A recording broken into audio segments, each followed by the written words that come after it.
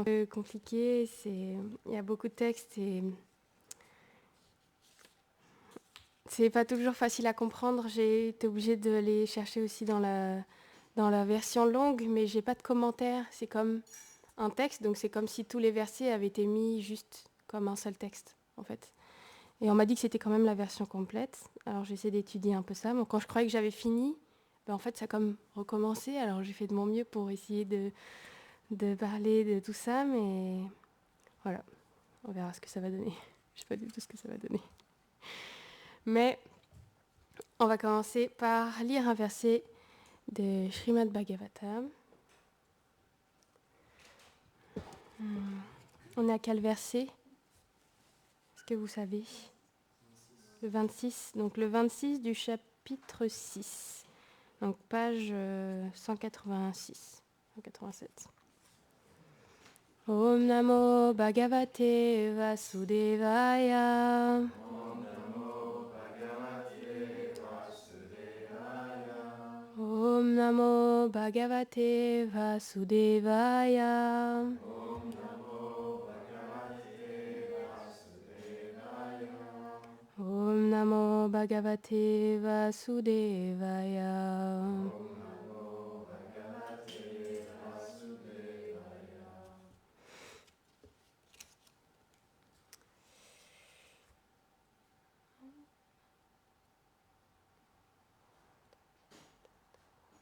Par contre là je sais pas c'est quoi l'air pour celui-là. J'arrive pas à trouver.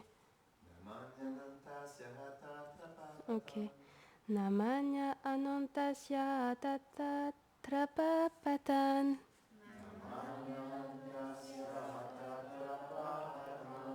Goyani Badrani Kritani Chasmaran. Gamparyatam Tustamanaгаtas Priyam.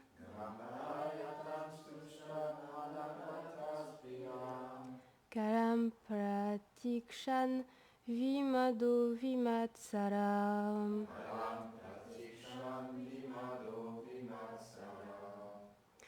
Traduction. Dès lors, je commençai à chanter les saints noms du Seigneur et à méditer sur ces divertissements toujours extatiques et inconcevables, sans me soucier des louanges ou des blâmes des gens. Errant dans différentes parties du pays, j'attendais mon dernier souffle avec un cœur réjoui, sans la petite trace de malveillance. Commentaire. Dès que Narada reçut la miséricorde, il se mit à chanter les gloires du Seigneur, et notamment ce qui touche à ses divertissements. Dégagé de toutes les occupations matérielles, il voyagea à travers le monde afin de les faire connaître à tous les êtres. Les mots Kalam Pratikshan signifient « Quand viendra ce moment où je deviendrai un associé du Seigneur ?»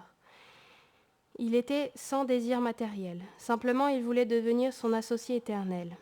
Habité par ce but le plus élevé, il n'avait ni orgueil ni égoïsme. Au contraire, il pensait « Qui est plus déchu que moi ?»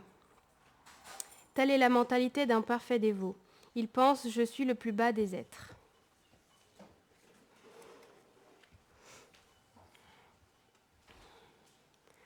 Om Agyanam Timidandasya Gyanam Jalam Shalakaya Shakshurun Meritam Yena Tasmae Shri Gurave Namaha Shri Chaitanya Manobishtam Stapitam Yena Bhutare Svayam Rupa Kadamadyam Dadati Svapadantikam Vanchakarpatarubhyascha Kripa Sindhubhya Evacha Patitanam Pavanebhyo Vaishnavebhyo Namo Namaha Jayo Shri Krishna Chaitanya Prabhu Nityananda Shri Advaita Gadadara Shiva Sadigora Bhaktavrinda Hare Krishna Krishna Krishna Hare Hare Hare Ramo Ramo Ramo Hare Hare Namam Vishnu Padaya Krishna Prestaya Bhutare Srimate Bhaktivedanta Swami Niti Namine Namaste Sarasvate Deve Gauravani Pracharine Nirvishesha Shunyavadi Prasachare Chatarine. Dans ce passage de Srimad Bhagavatam, on peut découvrir donc notre but ici et quelles sont les bonnes qualités d'un brahmana. Quelles sont les véritables pures qualités d'un brahmana et quelles sont les qualités qu'on devrait développer. Et c'est important de retenir bien tout ça parce que quand on voit comment les choses vont se dégrader dans l'âge de Kali, alors il ne faut pas trop traîner ici. Parce qu'après, ça va être beaucoup plus dur. Parce qu'aujourd'hui, c'est expliqué qu'on est dans l'âge de Kali, mais on est au début de l'âge de Kali. Et on est dans une période où on a beaucoup de miséricorde, où on peut plus facilement être aidé. Mais dans le futur, alors, ce sera beaucoup plus difficile de développer des bonnes qualités. Et donc, on parlait comme ça la dernière fois. Je n'ai pas demandé la miséricorde, aidez-vous avant de commencer. C'est sûr que je ne vais pas y arriver comme ça. Alors, j'implore votre miséricorde à tous ici présents, Maharaj, que je puisse essayer de parler de ce sujet aujourd'hui parce que c'est pas évident. J'ai pris beaucoup de notes, alors je vais essayer de pas lire, mais c'est pas un sujet facile. J'aurais bien aimé avoir plus des commentaires pour m'expliquer parce que même en ayant compris les phrases, des fois, je manquais quand même de compréhension de ce que ça voulait dire dans le fond, en fait. Donc, je vais essayer de faire au mieux, dire au mieux ce que j'ai compris. Et donc, on avait parlé la dernière fois que les Pandavas ils sont en présence de Markandeya, et Markandeya, qui est un très grand sage, qui est expliqué comme étant un sage éternel, avec une vie éternelle. Et en fait, de cette manière, il a pu voir plusieurs cycles de yoga se faire. Il a vu des destructions, il a vu des créations. Et c'est de ce sujet-là qu'il parle à ce moment-là à Yudhishthir, qui lui pose des questions pour en connaître un peu plus. Et d'abord, on va parler un peu justement de ces yogas. Alors, dans la Bhagavad Gita, toutes ces explications, elles sont données. Alors, elles sont données en années solaires. Et là, je vais avoir les équivalences, mais en années célestes. Et les chiffres sont un peu plus faciles à retenir. C'est des chiffres ronds. Et en fait, c'est expliqué que dans le premier âge, l'âge d'or, alors ici il est appelé Krita Yuga, alors il doit y avoir différents noms pour ce yuga. Il a une durée de 4000 années célestes, sachant qu'une année céleste, ça vaut 360 années solaires. Voilà. Et en fait, c'est expliqué que même entre ces yugas, il y a des périodes aussi de transition. Alors, dans un des livres, c'est juste marqué, par exemple, là, pour cet âge-là, c'est 400 années de transition.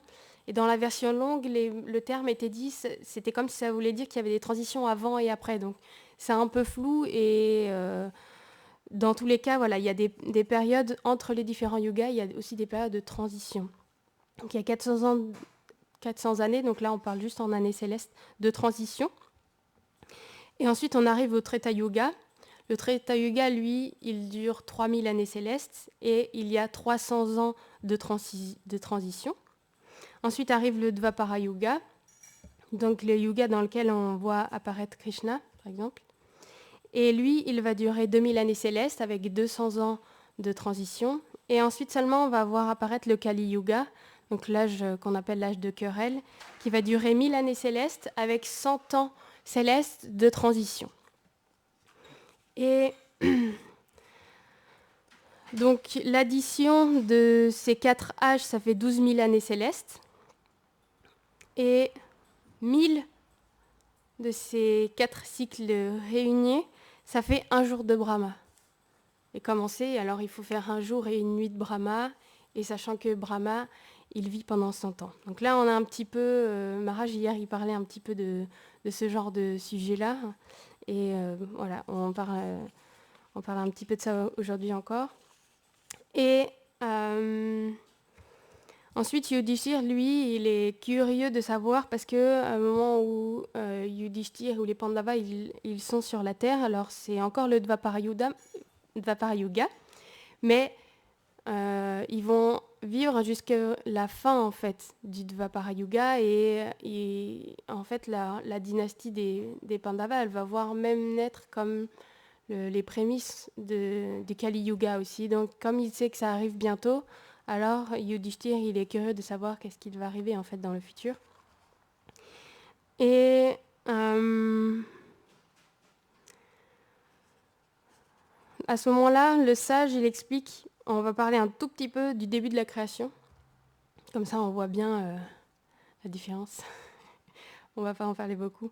Mais il explique qu'au début de la création, parce que Brahma, il est le créateur, alors il a créé des corps qui sont purs et sans péché. Donc au début du Krita Yuga, c'était comme ça. Et en fait, les hommes, ils étaient comme très proches des Devas. Et à cause de ça et à cause de toutes leurs bonnes qualités, en fait, tous leurs désirs, eh ben, ils étaient automatiquement réalisés. En fait, on sait que dans l'étude des Védas, il y a beaucoup de liens avec les Devas par rapport à tout ça. En fait, comme ils avaient une très bonne attitude, etc., ça fait et qu'ils étaient aussi dévoués au Seigneur pleinement parce qu'ils étaient purs. Et ben, tout ça faisait que tous leurs désirs étaient automatiquement réalisés. Et il n'y avait pas de mauvaises qualités démoniaques, de concupiscence ou d'envie en eux, ça n'existait pas à ce moment-là.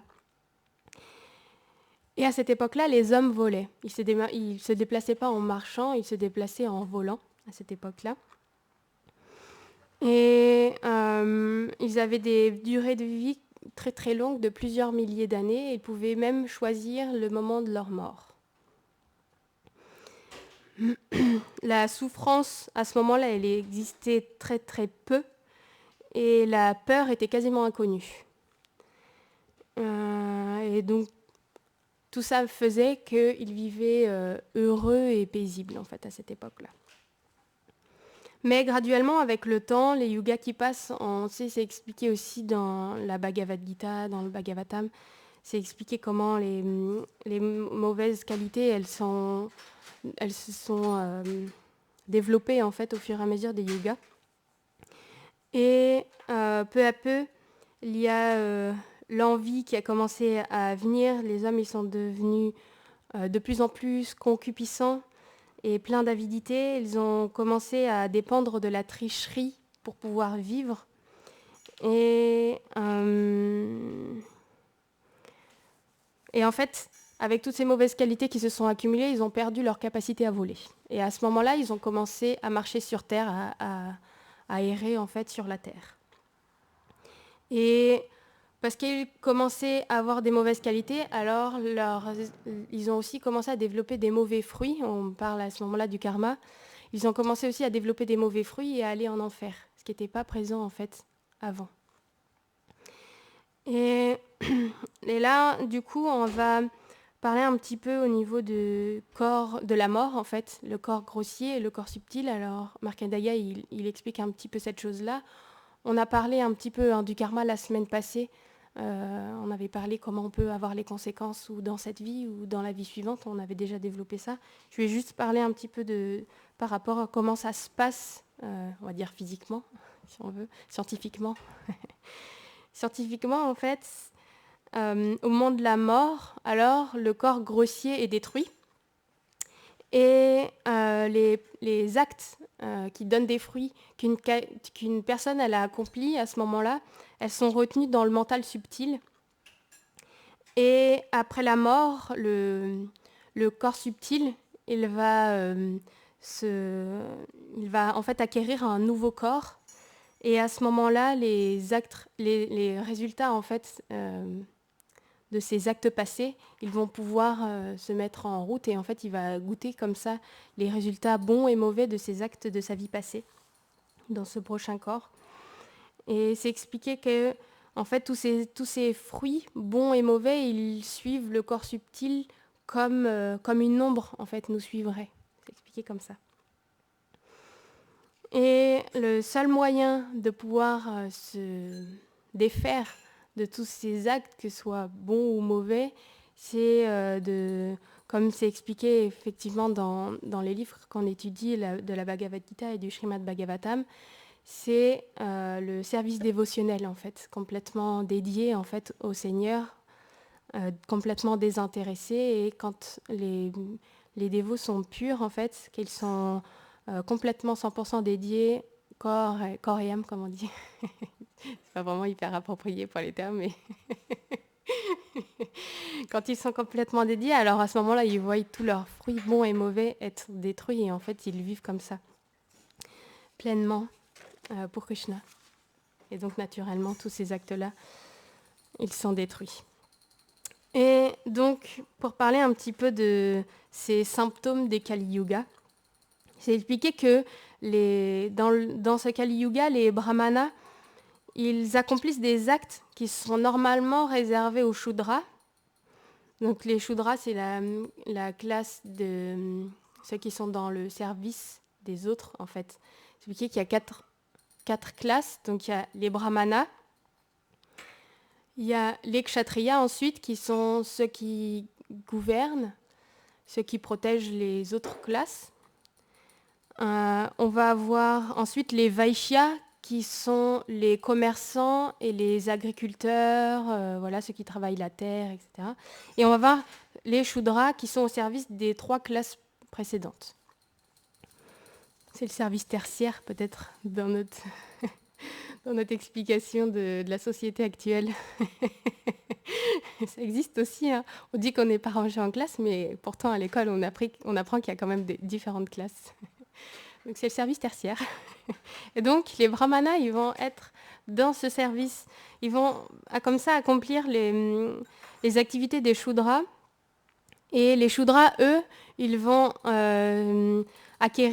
essayer d'acquérir des richesses. Donc ils vont prendre le service des vaishyas, en fait.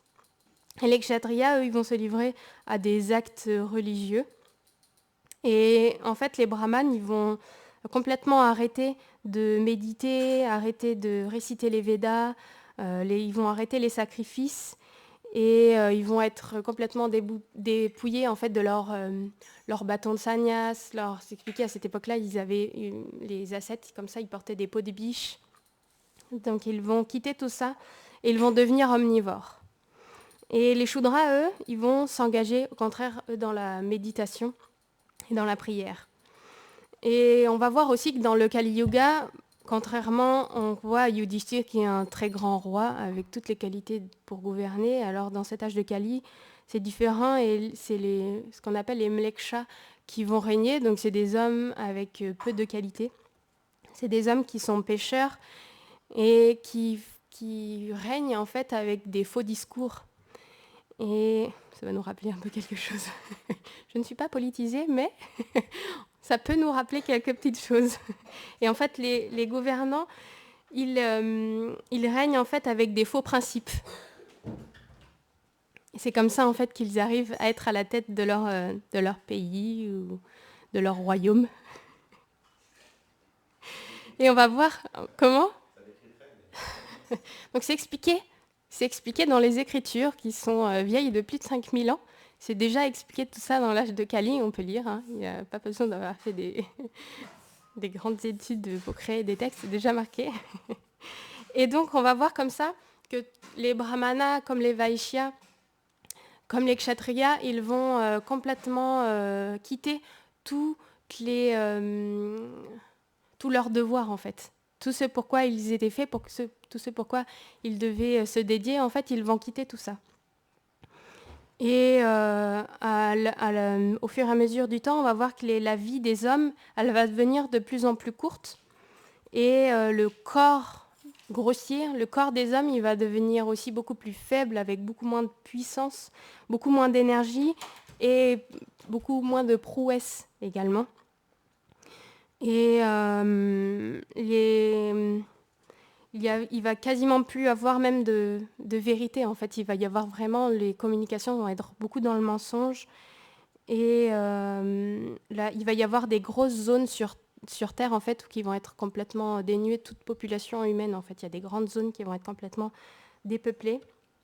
Et la Terre, petit à petit, elle va se remplir de beaucoup d'animaux et de bêtes de proie, en fait.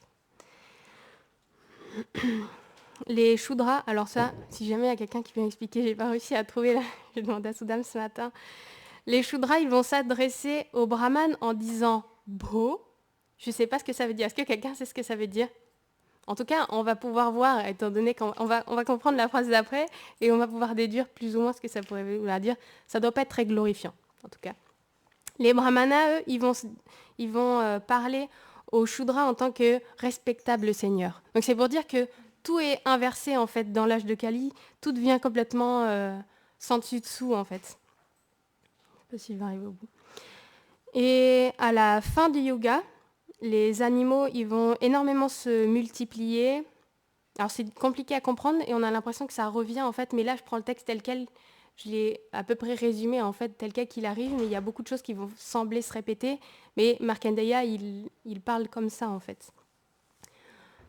Au niveau des sens des hommes, on va voir les odeurs et les parfums qui vont devenir pas vraiment agréables au sens, et même le goût des choses, ils vont pas vraiment s'accorder avec notre organe des sens comme ça l'était dans les âges passés en fait. Donc on va beaucoup perdre au niveau du goût et de l'odorat. Et ensuite on va parler aussi des femmes qui vont devenir mères de nombreux enfants. Et ces enfants, ils vont avoir des statures vraiment très basses, avec dépourvus en fait de bonne qualité.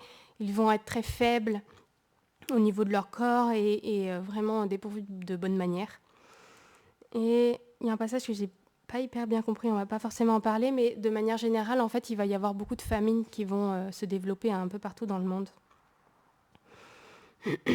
À cette époque-là aussi, on va voir qu'il y a le long des routes, il va y avoir beaucoup de prostituées en fait dans les rues. Les femmes vont perdre beaucoup de leur qualité. Et donc on parle des qualités aussi des hommes, des mauvaises qualités qui se développent, mais on parle aussi des mauvaises qualités des femmes, c'est général. Hein. Et il va y avoir... en fait, les femmes, elles vont devenir particulièrement hostiles, c'est expliqué à leurs époux. Alors, bien évidemment, c'est réciproque. Ça veut dire que les deux ententes, en fait, elles deviennent vraiment brisées dans l'âge de Kali. Et avec tout ça, on va voir de façon générale dans le pays que les vaches, avec toutes ces mauvaises qualités qui se développent, les vaches, en fait, elles vont donner que très très peu de lait. Et les arbres, ils vont presque plus donner de fruits ou de fleurs, ils vont simplement être remplis de nuées de corbeaux. Donc tout ça, c'est expliqué, c'est des signes de mauvais augure. Et les brahmanes, encore une fois, on va reparler un petit peu des brahmanes, ils vont accepter les cadeaux des monarques qui sont accros aux mensonges, qui sont vraiment pleins de convoitises, d'ignorance, et qui affligent le peuple. Et en fait, ils affligent tellement le peuple qu'ils les submergent d'impôts. Et à cause de ça, les gens pourront essayer de se sauver, alors ils vont essayer de trouver des moyens détournés en fait pour comme pas payer les impôts, pour essayer de survivre. Donc il y a plein de moyens trompeurs qui vont se développer aussi avec ça. Et les brahmanes également, ils vont prendre des costumes d'ascètes. Ils vont revêtir comme ça des costumes d'ascètes pour pouvoir gagner beaucoup de richesses. Ils vont faire comme des commerces grâce à ça. Et ils vont arrêter de se couper les cheveux et les ongles. Voilà, comme ça. Et de façon générale, on va voir que les hommes, ils vont devenir complètement addicts aux boissons enivrantes. Et il va y avoir beaucoup de viols. Et leur seul but, en fait, c'est les désirs de les désirs de ce monde, en fait. C'est tout ce qui les intéresse, ils sont complètement au service de la chair et du sang, en fait. C'est à cette époque-là, les hommes. Et les pluies, elles vont plus tomber dans les bonnes saisons, donc il y a beaucoup moins de pluie. Et les graines vont pas être très, comment je pourrais dire, fécondes. Du coup, il va y avoir beaucoup moins de récoltes, en fait. Les récoltes vont être beaucoup plus difficiles. les hommes deviennent impies, donc comme on dit, ils sont complètement dédiés juste au plaisir, à l'envie.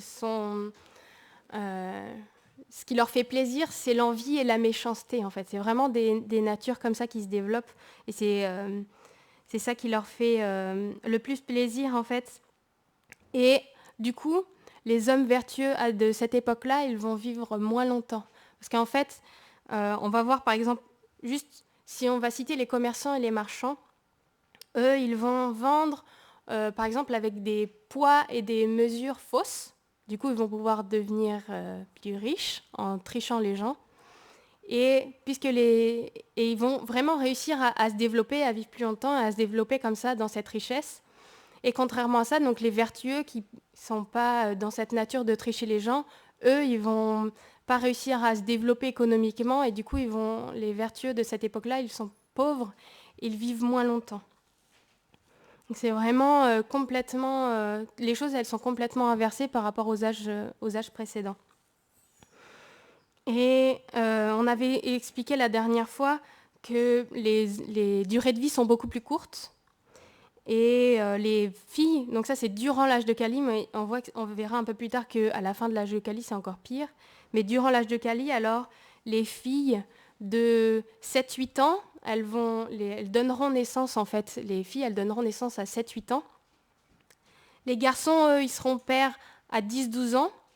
Et à 16 ans, ils verront déjà les effets de la vieillesse. Alors, comme disait Gurudev la dernière fois à la fin de la classe, nous, on va s'imaginer avec notre mental une petite fillette de 7-8 ans qui va donner un enfant, etc. Mais c'est pas aussi simple que ça. Ça veut dire, si à 16 ans, il y a tous les signes de vieillissement, en fait, le corps, vraiment comme nous, on va être à peut-être, je sais pas, 60, 70 ans. Enfin, voilà, c'est différent selon chacun et selon le vécu de chacun, mais on va voir les signes de l'âge qui évoluent au fur et à mesure du temps.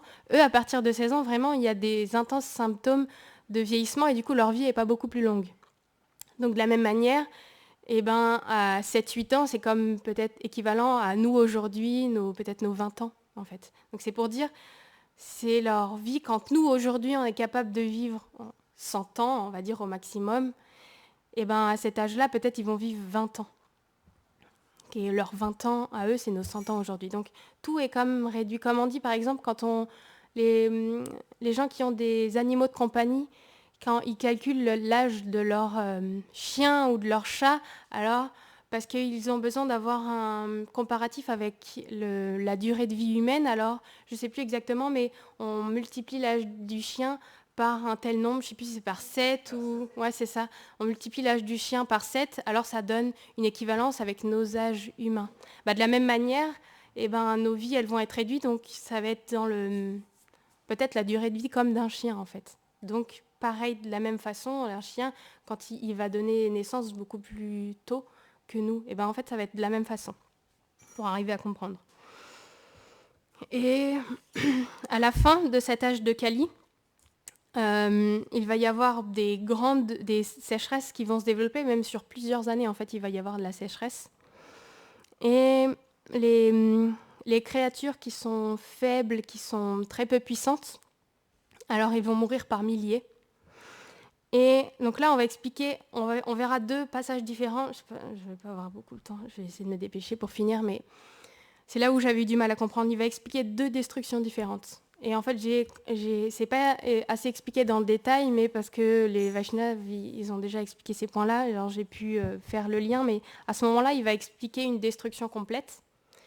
Mais il y a aussi des destructions partielles. Donc comme on a décrit les cycles tout à l'heure, alors on a expliqué qu'il y avait 4 âges, et donc à la fin de chaque 4 âges, il y a ce qu'on appelle une destruction partielle, mais on avait dit que au bout de, je ne sais plus c'était combien, j'ai perdu le nombre, de 1000 cycles de ces 4 âges, alors c'est une journée de Brahma, et donc il y a des destructions, je ne sais plus exactement, c'est quand exactement la destruction complète? C'est à la fin de ces 1000 cycles ou c'est à la fin de la vie de Brahma?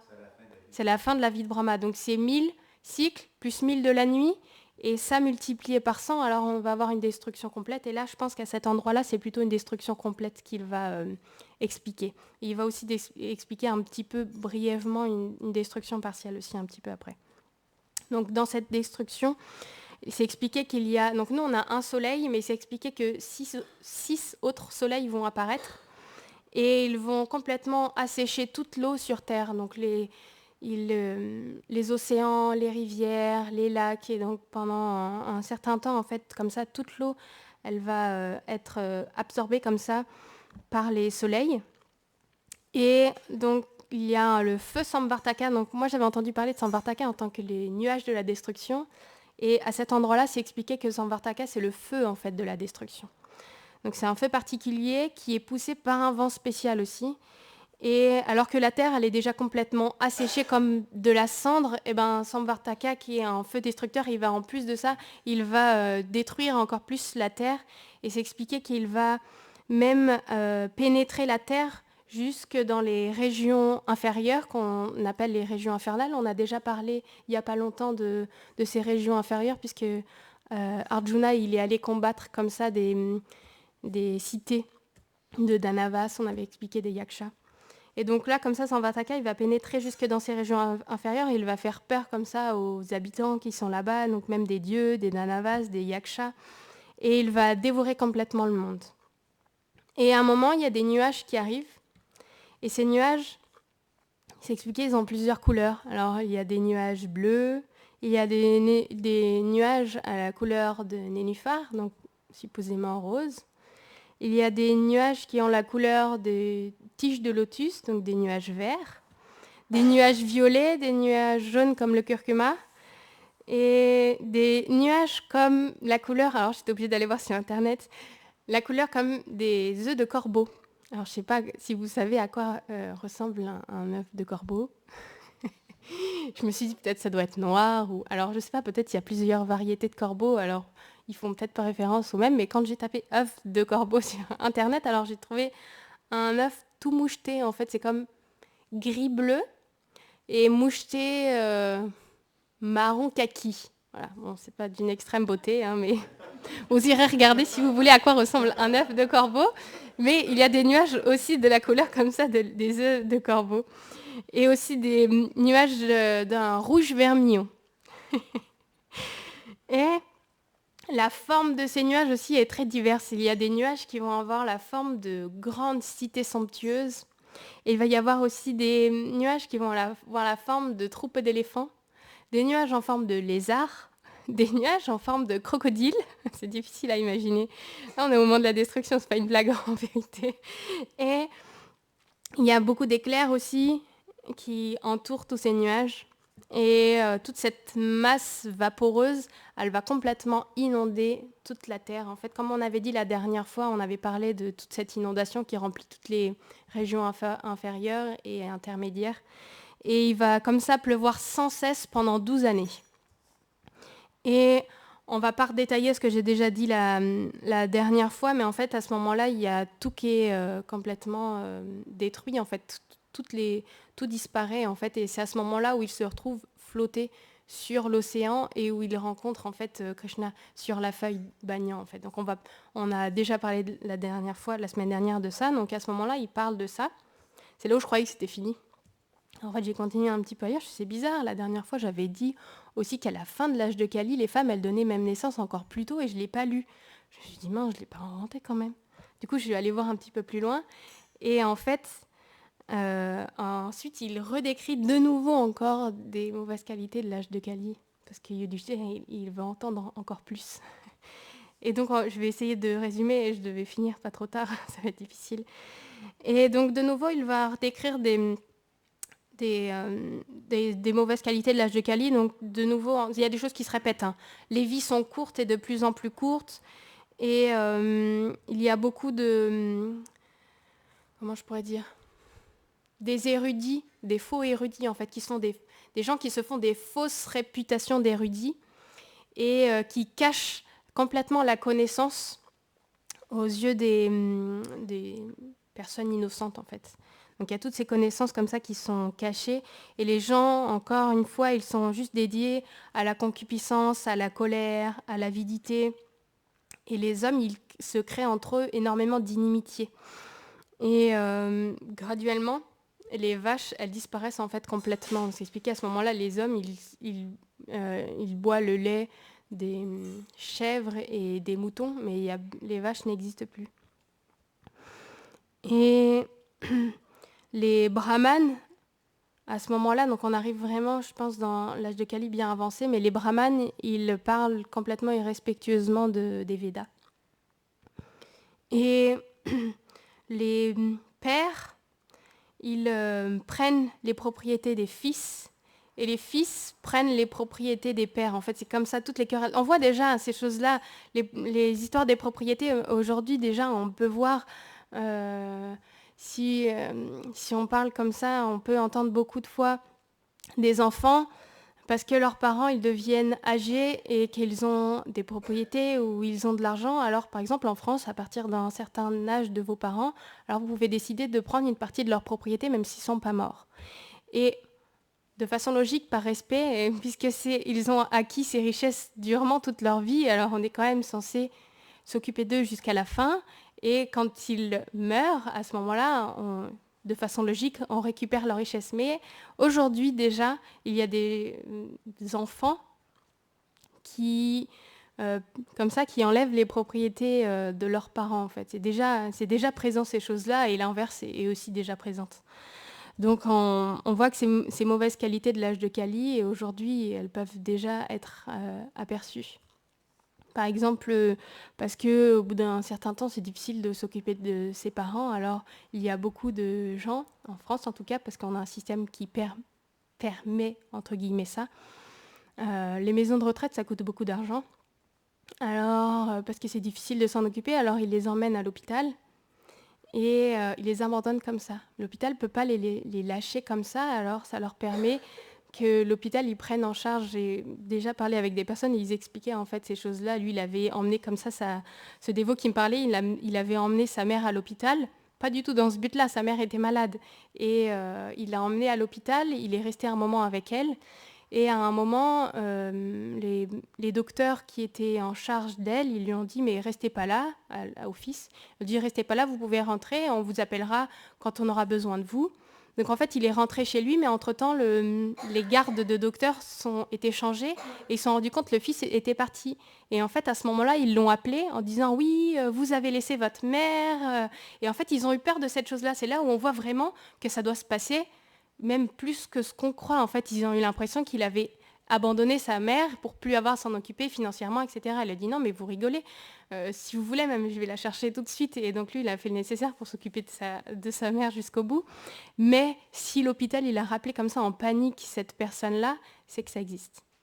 Donc on voit que ces mauvaises qualités, elles sont déjà présentes dès aujourd'hui, en fait. Mais ça va s'empirer, ça veut dire que ça va devenir pire, plus cruel encore dans le futur. Et les gouvernants, comme on a déjà dit, mais ça c'est plus ou moins, ça résume ce qu'on a déjà dit, ils vont faire en sorte de piller les richesses de n'importe quelle manière qu'il soit, en fait, de piller les richesses de leur peuple, en fait, du peuple, de n'importe quelle manière qu'il soit. Donc on a vu, par exemple, au niveau de l'impôt, on avait vu ça, c'était écrit un peu plus tôt dans les Écritures. Marc Endaïla, il avait parlé de ça un peu plus tôt. Et en fait, on va se retrouver avec une société qui va ressembler au bout d'un moment comme à une seule classe.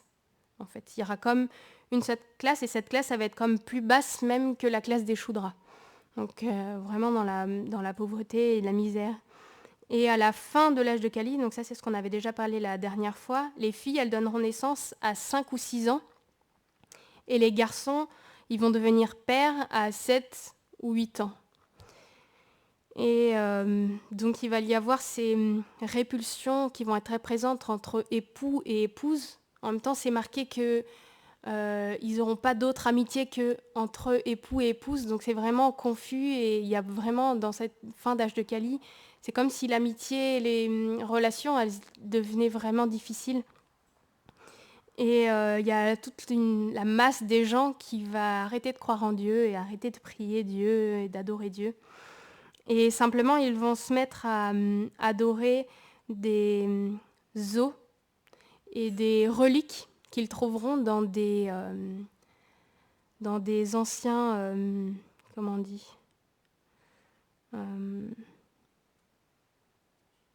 dans des anciennes ruines, en fait. Donc ils vont adorer comme ça des os et des reliques qu'ils vont trouver dans des anciennes ruines, et c'est ça qu'ils vont adorer, et ça c'est expliqué que c'est un symptôme que c'est la fin de l'âge de Kali, en fait, que la destruction elle est proche. Et donc à ce moment-là, ça va être comme de pire en pire. On va voir un moment que les hommes ils vont se déplacer dans les villes, et il n'y aura plus personne dans les campagnes, mais ça va être tellement difficile dans les villes, il y a tellement ces histoires d'argent, en fait, de soutirer l'argent du peuple, etc., qui va être présent. Ils vont être dans une telle misère qu'à ce moment-là, les hommes, ils vont retourner dans les forêts et dans les campagnes, ils vont se nourrir simplement de fruits et de racines. Donc, les hommes, ils vont errer dans pleine souffrance, en fait. Ils vont errer sur la terre comme ça pendant une pleine souffrance. C'est là où c'est un petit peu flou, où j'ai pas forcément bien compris, mais en fait, là, on arrive vraiment à la fin de l'âge de Kali. Et c'est comme si il y a... je pense qu'il y a comme une disparition presque de l'espèce humaine à ce moment-là. Parce que c'est marqué que y a cette chose avec les 6 soleils qui arrivent en plus, qui vont faire beaucoup de sécheresse. Et il y aura beaucoup de signes de mauvais augure qui vont pouvoir être aperçus. Ça veut dire les vautours, les bêtes sauvages qui vont se mettre à crier d'une façon terrible et dissonante. Et les astres, en fait, qui se placent d'une façon de mauvais augure. Et c'est là où, en fait, plus ou moins, les hommes, ils vont disparaître. Et en fait, c'est expliqué que quand ces temps terribles, en fait, ils vont se terminer, c'est là où on peut sous-entendre que les hommes, la race des hommes, elle disparaît. C'est qu'il y a marqué la création, elle recommence. Donc, je ne peux pas vous dire plus que ce que c'est marqué, je vous le dis juste là, ce que moi j'ai lu, c'est marqué à ce moment-là, la création, elle recommence et les hommes sont de nouveau créés. Donc, ça sous-entend que les hommes, ils ont disparu à un certain moment. Et de nouveau, les 4 ordres, ils sont recréés avec les brahmanes en tête de ces 4 ordres. Et à ce moment-là, il y a tout qui se remet en place dans des signes de meilleur augure. En fait, les astres ils vont commencer à se remettre bien en place. Et c'est comme ça que dans une famille de brahmanas, dans le village de Sambala, il y a l'avatar Kalki qui naît. Et avec d'autres brahmanes à ses côtés, alors ils vont détruire en fait toutes les mlekshas, toutes les personnes de mauvaise qualité en fait, et toutes les personnes méprisables en fait, ils vont détruire tout ça. Et ça va permettre en fait de pouvoir faire recommencer le premier âge en fait, l'âge d'or. Ça va permettre que l'âge d'or il puisse en fait recommencer. Donc c'est ça que j'ai pu apprendre en étudiant le Mahabharata. Donc ce sera tout pour aujourd'hui.